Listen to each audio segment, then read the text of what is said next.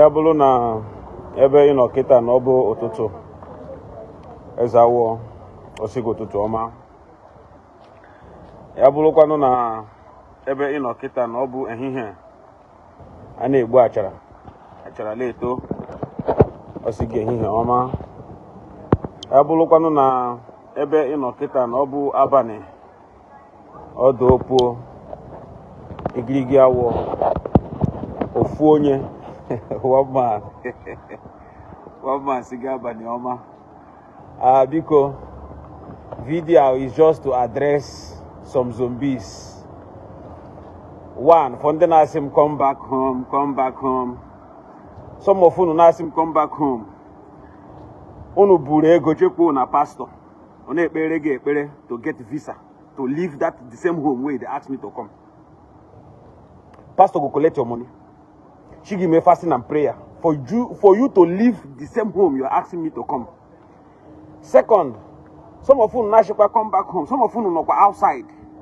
Yes, and maybe do not approve in your documents to even travel the same that home when they ask me to come. Or you see somebody where they go back 247.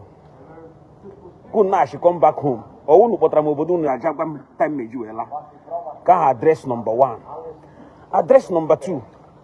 Some of those zombies who don't respect in a Zion ministry, go and ask them who is Ezawo. They knows me very well. Some of those zombies who don't respect, feeling a fatagego. They has nothing. Ichi patego has no crime. Ndi Igbo shi akurula mano pataria. Show us what you have in your father's compound. Ina magronye rugere na village. No two na city. If they bring proof, I bring proof. I think me him what osion. I think those people never respect feeling na patagego na Zion. Go and ask them who he says I will take this video, take it to them. Very well. Because very very nda kana serve, ha kana serve na pake, buy na pake. Pass. Mbe mua iri wegoro. Una weliwe na adim little bit loud. Nde no na street shimu were why. Many man know the normal or something normal with them.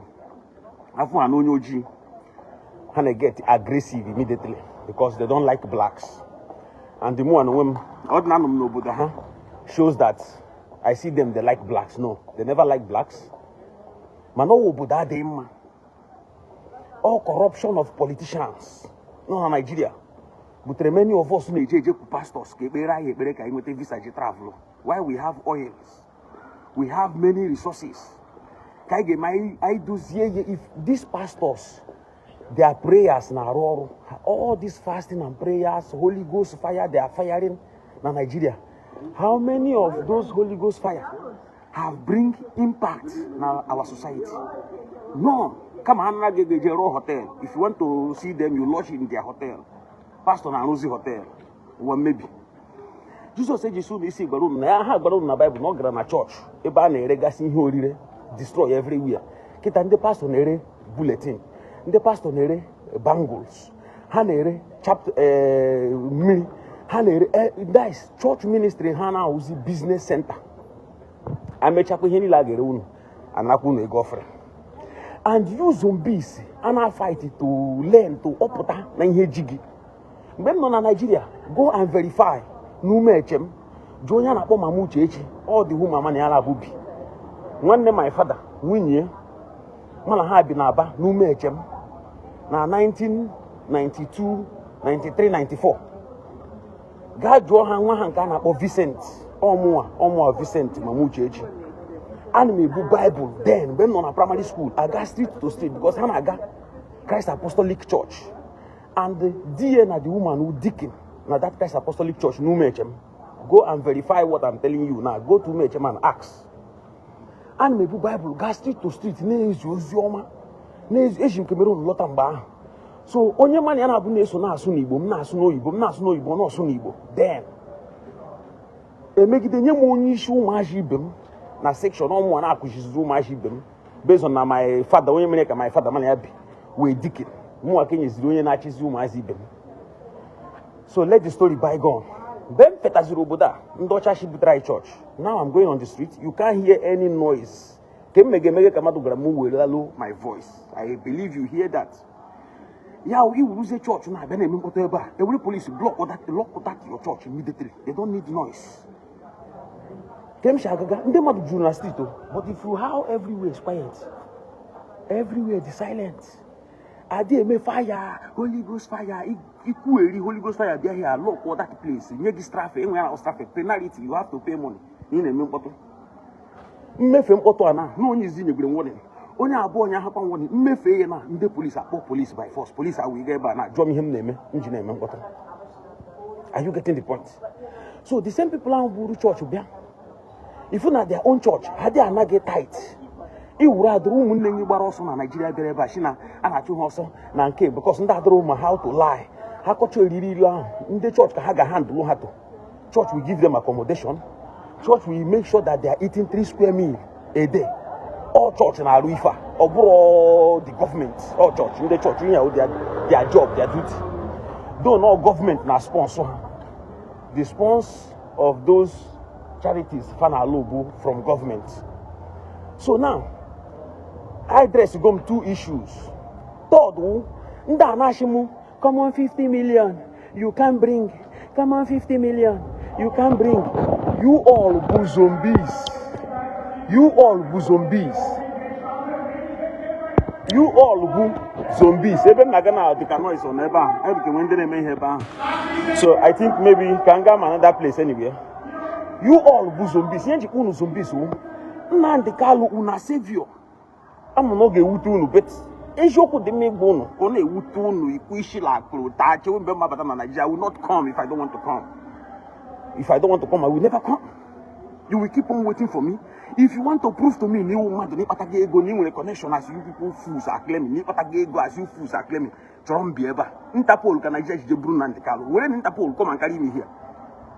Where in Interpol? Once you can't use Interpol, go seal your dirty, stupid mouth also. Oh, foko de can. If you learn more natural book, Biazeno Budo human rights, Kai law that over here. Kai face a court down here. I'm not aware that Nigeria regional equal police in your police 50 million. Or in your national mumbo in your girlfriend. In your police 10 million. Ishi police Junior. Police Mado de Cam, Agame police Shishi. I no go give police one and I then go home when they get tired, they leave me to go. Then Ishi by Shimu, une to one, Ijele na 5 weeks. Una savior, una leader. 3 years now, with the Holy Ghost fire, with una prayer. I see Nandi Kalu coming out. He shake me hand, tell me, and my follow me name. I broom na mama, and all those papaya, meli, bello, all those music, blackmail, emotion, blackmail. It's not blackmail, still Nandi Kalu is still inside. Oh, she in the Ijele when the madu Nandi Kalu. Why is it still inside? Zombies, Fujo Kuna Balaga. Fujo Kuna. So no measure Kuna is okay. Ijele with the that's what of it. What of Nandi Kalu Barunu see that now he will go to Abuja, Burishi Buari on Abuja 3 years of Ubedishi Buario, Mani Bualota. Kayari Kuoku Burishi Buari, because no Gashina Buari to Loja, Manam Boja Abuja Buari Kanokaloja. Manakai ari kunu ari boso ngana Ijele with the madon no nime what of Nandi Kalu ke hedem nime ya wu na ekweta go no nile zombies no with the mad una edufu ye una na afi otutu aha na egbu nkita otu onu shetu ebuko bi na una na etu ebuko bi onye kpo ebuko bu na emegare Chileke kpo ebuko bi na mi dey talk am come here let's do it man to man adi me enwe one idiot na degari na comment show street where you dey ebe m na ebe ahụ sampotin. Come show my even address where I am. Your men to do here. If you go report on the IPOP in our police for a long time, in case you call blames up, I go beat them. Look at address. Where are they? Copy this place, send it to any of your zombie. Because of that idiot, I will stay here 1 hour. Call black driver. Even yeah, it cross Wahana. If you they cross, they look me one time, I go rush, they beat you. I no go wait, make you pass, claim or pass. And I me go rush, beat you. If you say a lie, tell anyone making the come. If you any sign of new on IPOP, and I me go rush, they beat you, they beat you. If you say a lie, send there at this address.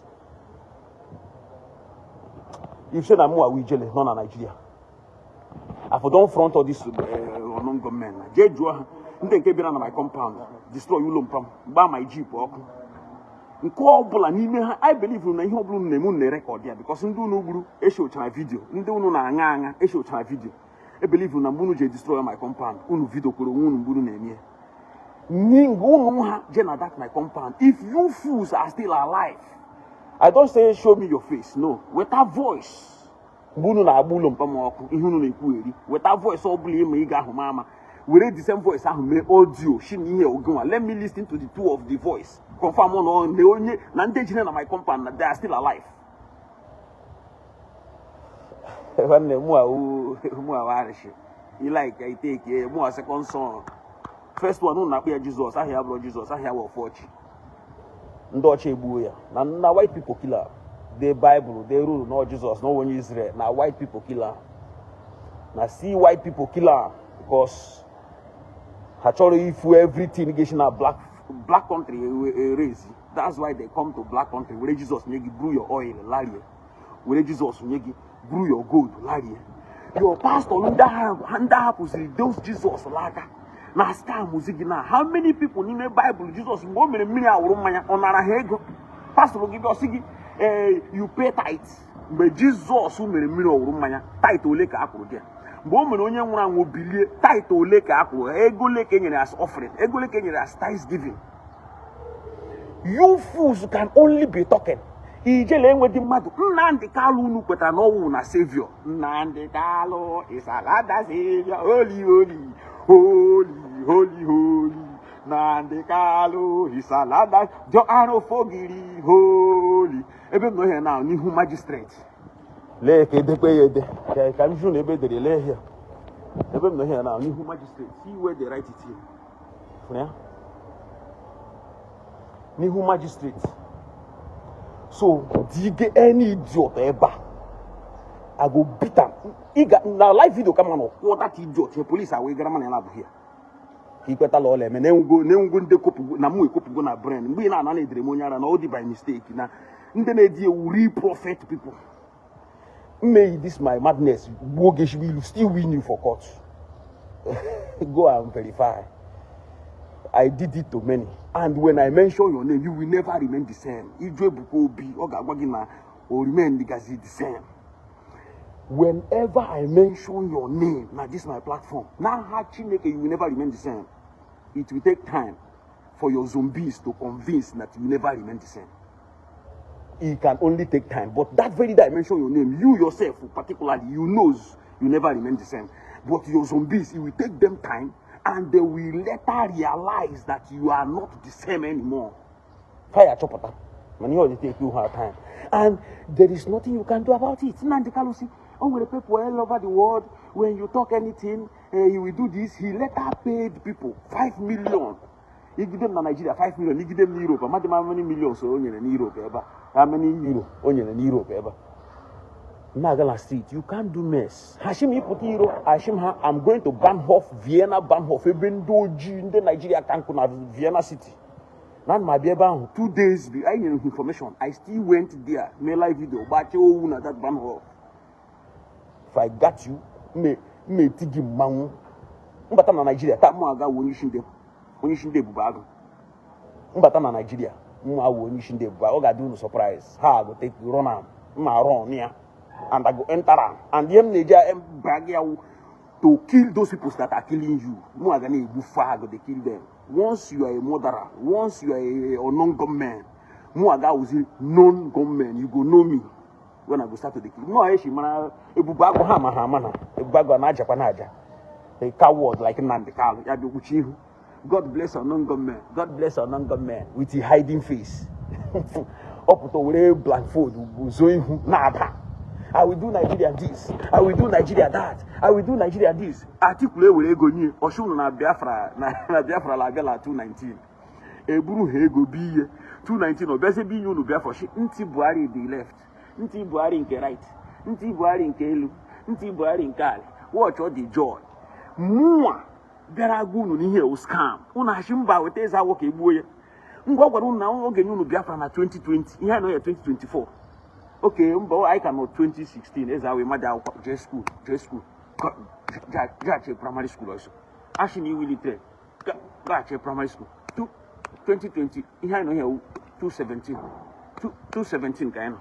Okay, for 3 years to reach 2020. I back at 2020, no, God don't even get Biafra. Biafra will come 2020. Then when they gave me fear, he go and kill Ikonso, my brother, because so did Ikonso attack on my compound. Because knows who pass on. I didn't make one or the non on Ili, or more because didn't do Monyaka. I pass on. Now, Baggy reality, Umunego watch this video. He know who pass on. Now the Kalujin just the Ikonso to attack my compound. Ikonso he refused. Or say Ikonso up, Bufu Ikonso. After Kobufu Ikonso, Ndi Kala forgot that only Ikonso refused to go and attack. Nonya was somebody the very wounded. Or Tagwomia, or Dige, immediate warrior, Jeko always our Buriano Nostra. Will Ikonso, Eko Hanomu Abuye. Sina Hane Chem, one the day I will come Nigeria. Are there we no afọ the day I come Nigeria? Those people now should come back home. They are not going to be anywhere to find them. Whenever my spirit tell me to go, I will go. I don't know shit. I imagine me no father. I don't know with that. So no chom lase na Nigeria. Can turn na Nigeria. Can I reach gata azu bia hustle work my hustle. Your prayers will make I go Nigeria. So with that Otozedia. Nga, let me surprise you. And you Ndi Kalu this offer. Come out, Ishi Putashi, Onyara going on the street talking rubbish. They caught his stray dog in the village. She go to describe him, she come back home. Oh, Balaga, he ran away. Agolami aliko bina. The same way Isha Puta na onyi kakala baragimba. Ina si Ijele ni ka Ijelaka. Ichile ke pogoko. I don't like mentioning name because some of una rich men that is Zion ministry. To God who made me, some of them were my boy those days. I don't know about their level now, but Nachi today, at least I believe them that they are still nobody. If I cash, let them do investment. But investment how rich to investment that I have done. Confirm on a hair go my level, on a hack. But when I never see any investment, also give Potala road now 50 million. You are still nobody. You are still a child. You are still a child. If you have 50 million, you can be tenant. You will go. If you have 100 million, you can be tenant. You will go. Only for the cocoa, see, flower crown and be mad. The landlord got to give a happy flower. When they show me investment, what they have done, investment. When I see with my eyes, if I'm diamond, I can make my investment. When I see with my eyes, confirm no investment don't pass my level. Confirm on a fact I got the put an fego. How do you do to lay fego? I'm not a tout to lay fego. Oh, money misroad and a fego. On your hustle, only patage bego. You struggle and hustle and get money. You can invest it wisely. You can latch back to poverty. Because many fools who patalego, zuterego, more drugs, retego la drug. Many of them now are poor masses. They don't have shish. Because they don't know how to control money. Because if I have money in this road, they should come and show us their investment. Show us how many people they have stand. I have stand 2 people. Stand 2 people, and 2 people stand there. They even some they don't pass me. 2 people who I stand. Stand out okay, put in your mother 200,000. Ishi, you don't stand up. You put in your mother gun in a tone, you don't stand person. No, stand you chrome mother only you chrome adikulu or with the foundation. I have stand 2 people. Go and verify.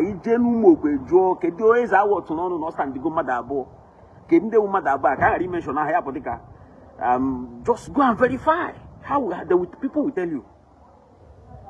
And then sit down who feel just tell them to show you what they have achieved. Then you go yourself and go and verify my achievement. If you they are even to surprise you and them, go and tell them na muasi. Nambe mala hano na ofu country. Na ni mazinye hamanya when they are still serving na restaurant. Bahana serve mad na restaurant. Bahaka na boy. Mputa eba zinye hamanya. Go and ask them. See na mua. Cut this place. Go and tell it to them. Mbe faka na boy. Na mua iribege ego. Mbe mala hano na ofu country. Mbe no na Ishi country. Go and tell them. I don't want to call their name, but go and tell only believe from no patagego na that Zion ministry. Joy Meza, where I'm washing in Yam, when she and Eza washing okay, and Gila Labano go to food, but no one has seen you give money in so ye. Being a boy when you are still a local person. Keep off you no patagego, then do what I have done. Being a patagego. When you're done, I am going to go like a foreigner.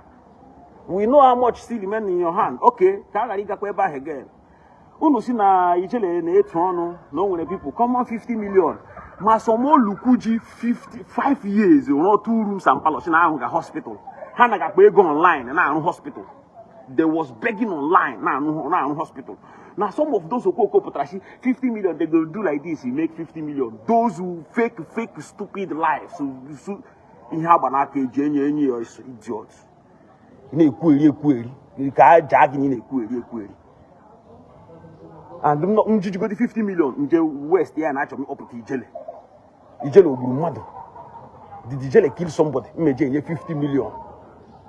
Okay, Nande Kalu, Madu, Mbu na savior, Kedi Feji 3 years. Unu petra no na savior, unu petra no na no way you Biafra, no holy. Nande Kalu, it's another savior. Nande Kalu, Kedi Feji 3 years. Unu Diego, Ejiji una leader 3 years. Ndenkueri, Unu Diego, Ejiji una leader 3 fucking years. 3 fucking years. Oh, we Ijele not 2 months. School ne back. So if up the Ijele na phone of now, why una up to una nekalo no put na 60 days gone already. Nandekalo, how many days are you counting it? Henry Chimez one name to one name. Is our na summer maka or summer no dey otu ya call ala. Nah, no they hear you one name more. Okay, ina na hen egu. Ina no ugbu a. And Manugo was very inside. Ah. Okay, give 1 minute. So why do they na ikucha inyem sign na ikuchago. Na eku. Ina na hen egu. And Manugo but until you were me phone mbia na nti before man hin eku mana kuwe at least I believe na haga na anugi. Okay, ọtụtụ ọma. Otutu ọma ka m set him camera this. So, you know, ihe gbasara ndị just atụpụrụla ha ọnụ because most of them with iti na-aga ama ihe taa na echi. Ọwụ mmadụ nọrọ gị na-abịa kọwara ndị spendra afọ 3 na-ele ntị Buhari. Ndị mina ha ga-abịa na amakọ okwu anamere crayfish. Anam n'akụkọ mma ngosi na ndị ya dị ha. Ọwụ ndị apụtara gwa ha na onye na-achị Nigeria wụ Sudan Jubril Ezra ha ekwete. Onye akpa abịa kọt awere Nnamdi Kanu, onye akpa abịa kọt Jubril Nnamdi Kanu. Nnamdi Kanu anwụọla, eliri na Saudi Arabia. Nnamdi Kanu ka dị ndụ. Eliri na Kenya. You know, ịma abịa na-asị ndị Igbo nwere isi ọgụgụ.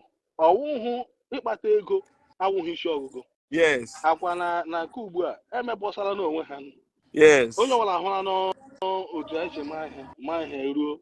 Ha dum na-abagharị Ijele ha ma aka nri n'aka ịkpa ha. Ha ma aka nri n'aka ịkpa ha ndị ga-abịa na-akọrọ ma nke akwụ na amaghị ebe eliri mpe ya na Amerịka. Na-apụta na-ekwu onye nọ Amerịka a na-eli mpa ya. Unu ji oge echi okeke gị mụrụ ka ha olili mpa ya.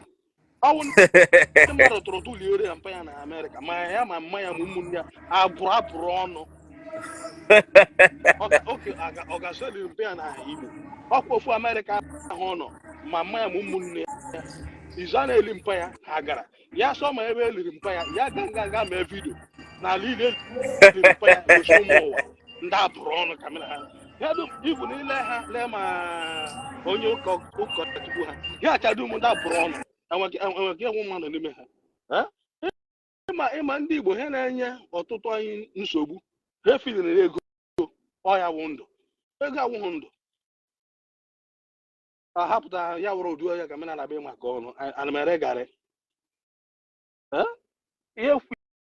Ya si na ọma ha ya pụta gakwu ya ga ebe eliri mpa ya ya ga-ameghe onyonyo gosi ndị ụwa silekwa ebe eliri mpa ya. Ọ gara izu a na-eli mpa ya ọ nọketere nga ahụ ndị ụmụ okoko ụmụ zayombi na ụmụ bingo na ndị isi na-akpakọ ọnụ na-eso ya ha ga jụọ ya gịnị mere John eli mpa ya na Amerịka ọ gaghị epochi eli mpa ya ọ ma ebe liri ya a sị ya ga-atụ aka ebe liri mpa ya ọ ma ebe liri mpa ya ndị abụjọrọ ọnụ ndị mena ha ga-abịa na maka ọnụ ọ ya so most of them ịma na ndị ọgụgụ isi kọrọ ha arụmsef ihe bụ na-akpagharị isi ụwa ọbụrụ ọ mmiri isi juchara ha n'isi ọ mbịa ya wụrụ ndị mana agara maka ọnụ ha ma ha wụ bail bond enwe ke duru ha anya anyị pụtara ha ya na-akọrọ ha ka anyị n'ije si aga ọcha ndị na-amahụ ihe ndị na-amahụ maka ebu isi ka rọtwaila nkịta rọtwaila na-akparị isi mmadụ even igbo of their self ya dịga British bulldog ndị mere ha ga-abịa na maka ọnụ I don't worry enwere ọzọ ga-emenwu karịa ka ha merela eme na nwe na-atụgharị asị apụta a na-atụgharị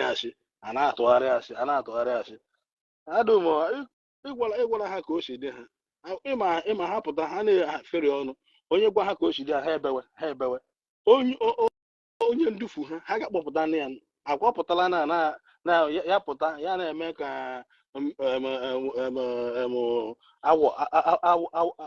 awọ dabara na mmiri ọkụ onyere na ha Biafrọd ha na-ajụzi ajụjụ Biafrọd ha na-ekwu okwu wee negotiate ịma ndị Igbo ọ ga-ara ahụ n'ọtọ ntiri onye ọbụla kwuru n'eziokwu ọ ga-ara ahụ ha na-eme n'ala Igbo akwụsị nke a kawa afọ 4 ebidoro ESN ha ababa afọ 6 ịpụta na ajụ ha kemgbe ha na-aga kwụsị enweghị mma mgbe ọ na-aga kwụsị lekwe otu ndị Igbo si kwado ụmụnne ha ka na-egbuchi ụmụnne ha ndị dum kwadoro ha bi obi a ma ndị ESN ọcha ndị Igbo enweghị ha wụ Igbo batara Igbo ịbatazi ala Igbo awụrụzi ebe onye na-aga ya chịrị obi n'aka maka Chineke ịpụta na-agwa ha eziokwu ha na-ebe enwe ihe eze awọ Ijele Blessedom mụnwa ma ndị ọzọ gburule na-eme taa a na-asị ndị amụma Ijele wee onye amụma mana ọ na-agwa gị n'onwe ya ma bụkọs ọ hụrụ eziokwu kwuo n'eziokwu kedu ihe eze awọ kwuru asịpụta ya ka egbuo ndị pụtara na ngwara ala Igbo were nkwafu ọbara na igbu mmadụ marazie ihe arụ ya wụrụ ihe na-eme n'ala Igbo ụnụ pụta ụnụ ọsọ ndị na-azụ ụnụ ga-azọpụta na ya ụnụ ga-azọpụta na ya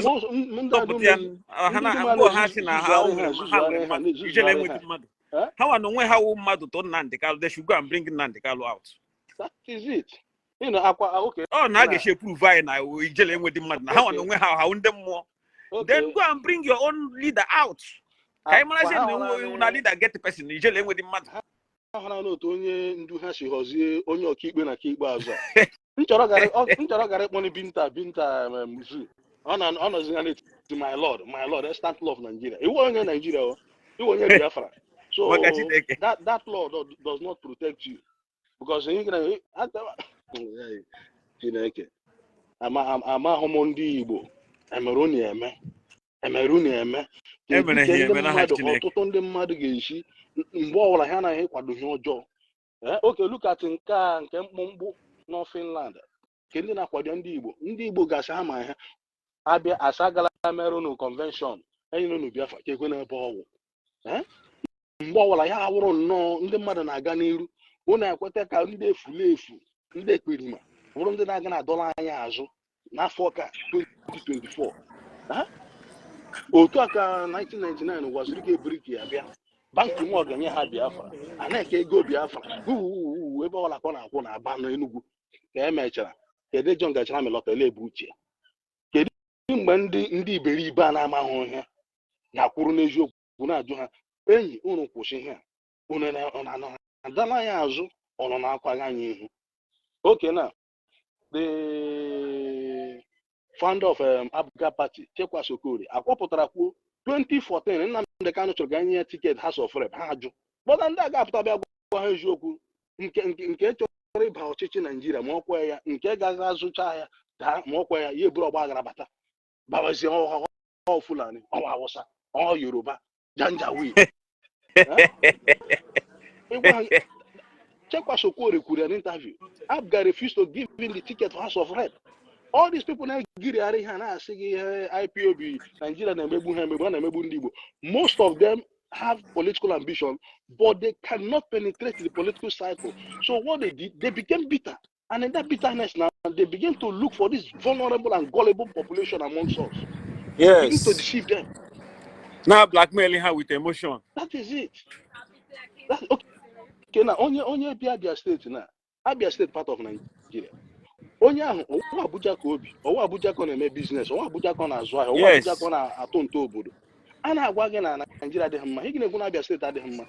Afọ okay, the former onye chere Abia State Okezi Ikpeazụ ọ onye Hausa. Onye Yoruba. So onye na-akwado na a na-emegbu ndị Igbo emegbu, ị ga na-ajụ onwe gị kedu ndị na-achị anyị, ka onye wu gọvanọ gị, ka onye wu kọmishọna gị, ka onye wu House of Assembly member gị. Every state has that right to develop at their own pace. Look at the Lagos State today. They're developing at their own pace. Lagos State today on a 3 metro line. Lagos State today, you know, a private partnership. I want to go deep, you know, the Lekki Deep Sea. Keri Ndi Igbo pụta maka ofu onye nwere microphone, ofu onye ga nọ n'ime ụlọ ya na-eti wo ma nke a nọ Vienna a na-akpọ obi na nwa iwu agwụ. Ndị isi na-akpakọ ọhụrụ, ndị enye ha slate ka ha dee ha, enwe ha ga-edenwu. Hausa Fulani, kedu ihe Fulani mere gị? Ha were their poverty frustration. Na frustrate ha. That is it. Ha acha ndị you know ndị ụwa agọrọla ahịa, ndị gọrọ maka Chineke. Ịma na eweliwe ji mmezi. Ịma na enwe ndị eche na obodo ebije ha n'obodo ebe a na-atụ ụtọ ego n'elu, you know. Lekwe ndị ọcha, lekwe na ha na-azụrụ. N'ihe mere ka mgbe a na-anụ nkwọ afịa, eke afịa. Lekwe ka ndị ọcha si ahụzụrụ obodo ebe ọ dị ibi tụtụ ego, so na-eshi nwe poor masses na Africa ka eshi nwekwu ehi. Enwere ụmụnne anyị hapụrụ Africa bịa ebe a, ha na-ayọ hand to food hand, ha pụtala street ha ayọ ego ji iri nri. So poor masses nọkwa here, and those poor masses were frustration ji ha na-asị no government with their problem, no nke with their problem. Why they have their local government chairman, they have their senator, they have their representatives, they have their governor. Okay. Ndị ha ga-eji itu hapụta na-asị na ụkọ nri nọ na Nigeria. Enwere steeti na Nigeria na-enwe Ministry of Agriculture. Ihe Ministry of Agriculture Abia State na-eme. Abia State should have their own farm. Look at Ghana. Ghana now, they are the major exporters of yams to Europe and Asia. Africa. That is billions of dollars. Okuno na bakwa na okonri di. Mbunu woro ndị ekperimega chijo n'ime ọhịa. Kedu ebe ndị nna ga ka ọjị? Onye ndị ji ka ụra na-atụ ụjọ. Agwu oge ha chi no Fulani. When they kill you, they target Fulani. Ebe shabi ime ọhịa. Ndị ewere ga kpojo n'ime ọhịa na abịa atụkesha ndị mmadụ ka ebe esi aga ka ọrụ, ka ebe esi aga ka ogo. Apụta shi gị na ha bi n'ime ọfịa mana echi Monday. Ha pụta ha atịa mgbu na Monday ashịkwa gị ndị na-ebo ogbugbu a na ọha nwabịa gbuo mmadụ na city nọ n'ime ọfịa ka ha bi. Ha nọ n'ime ọfịa na control ndị pụtara iro na Monday.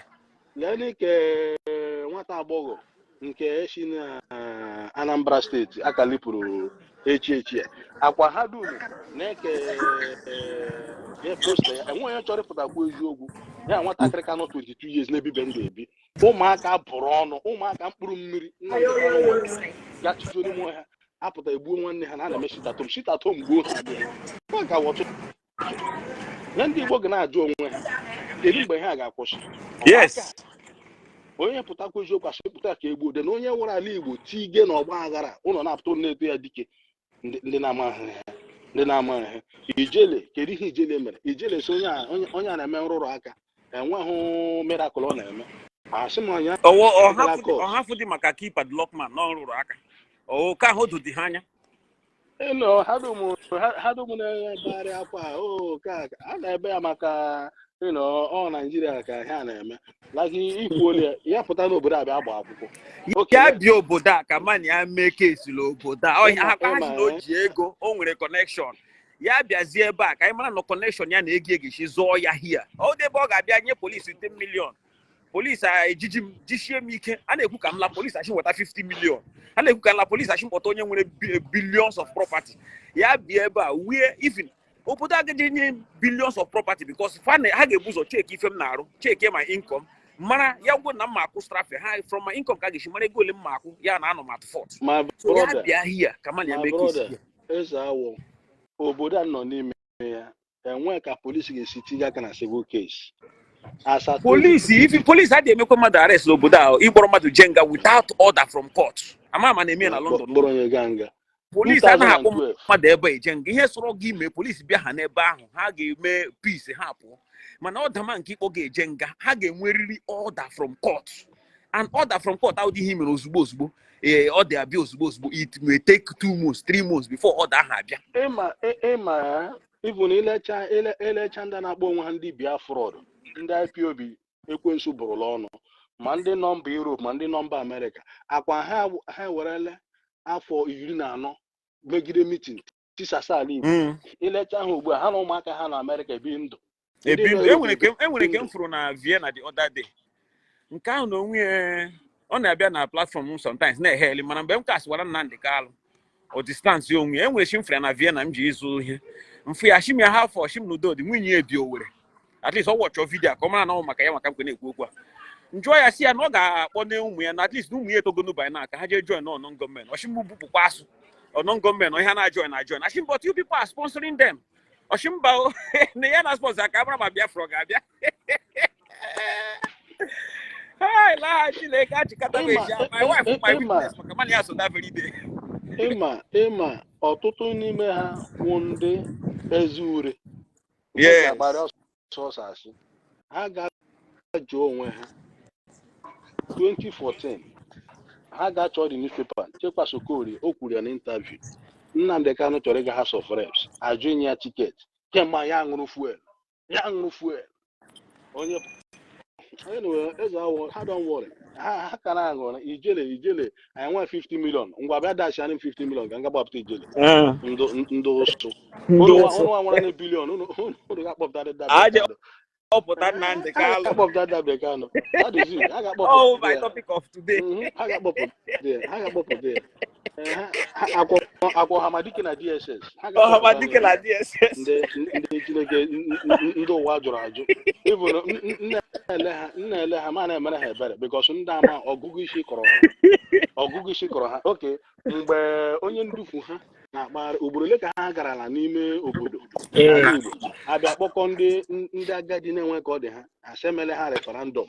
How long does it want to continue in this deceit? Okay, nedobe m anya emele ha referendum a na-aga ya Biafra na-aga bịa onye ga-akwụrụ n'ihu Oval Office see foto ya bịa gwa ha agala hụ Trump na-abịa na Biafra ụmụaka Igbo ole ka a gbagbusiri na Rivers State 2015 ha na confront ndị amị akwa ha na-akwafu akwa ntutu na-ada ndị na-akwadokwa n'ọbara na-akwafu ntutu na-ada pụtakwana ụmụ ha bịa tiga aka husai lọtakwana bịa duo ya n'ihu husai Nnamdi Kanu ọka hapụ ego ya bịa na redio na-aba ma ịda Biafra det lekwe ya lee Biafra la ọnwụ ya na-akpasi nwa nkịta ya na-agba ọsọ ya na-agba na-ebe ka chiwawa ọ bala my lord gbukwe gị dị ya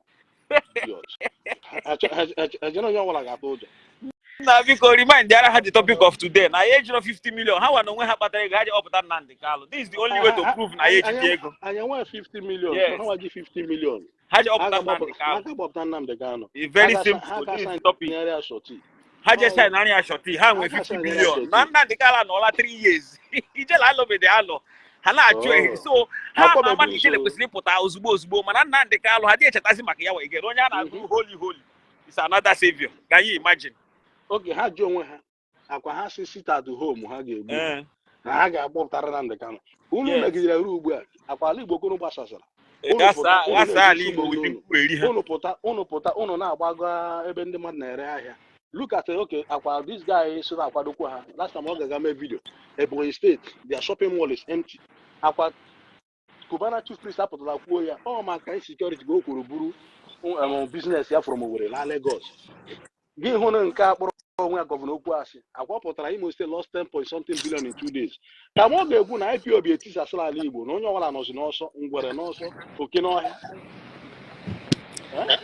ịma na enwere ndị na-eme nshọrụsọ aha ha ebe a Mua, didn't mention Handan because I had that to be the movie or especially on my platform. Is our Emma was in Java, so go on out one Mua, like you mentioned, Humo cook, Umu cook. One thing, and that you could take one, even if I want to call their name. Umu zombie, Nande Kaluma, Umu zombie, Ebukobi. This is how I mention them because Hande the movie mentioned their name on my platform. You know, as I want somebody, I got one nke Perimano Chicago. Agwala me, ya potane akwụkwọ bịa agụ akwụkwọ. Let her choose any novel of her choice and reach the whole of chapter 1. She can choose Yawuru Harry Potter, Yawuru Things Fall Apart, Yawuru Arrow of God, any novel of her choice. Ya just mention, I will go and search for the same novel online. Let her read the whole of chapter 1. Ndị Perima. Ndị left and right. Ịma ndị Igbo ọwụ onye ọbụla nọ mba ofesi nwere ọgụgụ isi ndị a ha nwere onwe ha n'ofesi that is ahụ ofesi ahụ na udu ekperima nka nọ Chicago ahụ na ọka nọ na ala Igbo ọ ndị ga na-asụ nkwụ ọ ndị ị ga-abute nkwụ gị kpọ ha dapara gị nkwụ sụọra gị nkwụ kpachara gị mmanụ nkwụ yes ụzọ awụ nsogbu adị ya makwara gị mma udo dị one love mezi nwanne m daalụ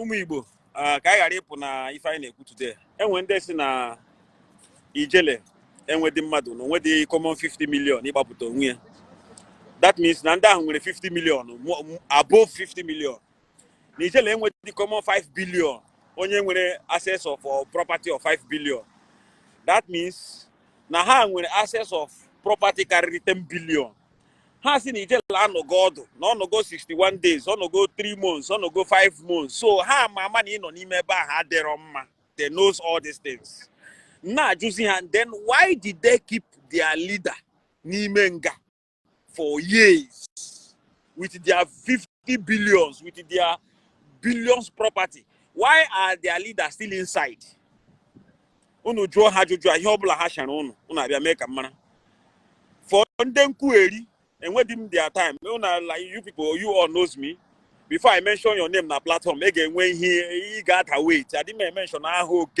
oke nwere ike ikwuo from now until tomorrow aga m eghe gị ọnụ because enwe mkpatụ gị aka na-enwụ asị na m egbuole mmadụ na mafụ na onye m na-egbu n'ọhịa m ji amachagharị ndị m na-abawu ndị nke ga-eme m njiji ha ị na-achị eze awọ onye ijiji ga-egbukwe gị ihe ọdịka ndị m na-ala ike ịba eze awọ ebe i tiri aka ị ga-anwụkwa mfụ ala ọdịka ndị amara ọchọ ojiji ha mana ndị nke mma na njiji ha unu gachi na mafụ onye m na-egbu adị m eghe ha ọnụ no matter whatever they say aga m eghe ha ọnụ so bye bye nyo bye to choose by Traditionen. Here the fearless king. Oglango ham non. Oma su solo do ena madasu ya so ala.